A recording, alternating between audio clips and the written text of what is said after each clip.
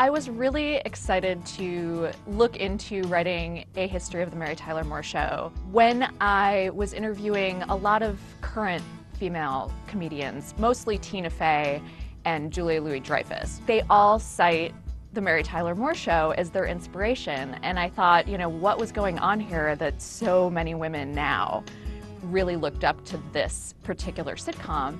And once I looked into it, I also found out that it was one of the first shows to hire many women behind the scenes to write for it, as opposed to just the token one or two.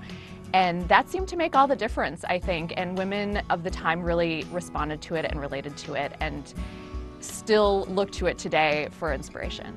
Am I a Mary or a Rhoda is something that often comes up in the course of discussing the Mary Tyler Moore Show. I think we all identified more with one than the other, and I would say that I grew up as a Mary. I was a very good girl, but I really aspired to be Rhoda, and I'm happy to say that I think I grew up to be more of a Rhoda, a little more outspoken. She had great fashion sense, she was really artsy, she was very cool, and I always wanted to be her, and I used to wear headscarves when I was about 5 years old, hoping to someday be as cool as she was.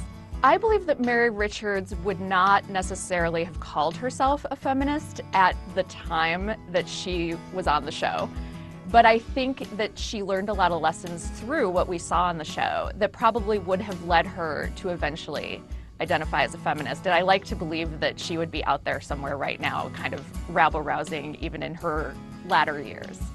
I think a lot of television shows in the last, I'd say 10 or even 20 years, really hark back to the Mary Tyler Moore Show. And we've seen an explosion of them now in recent years, specifically the shows about single women kind of making it on their own in the city.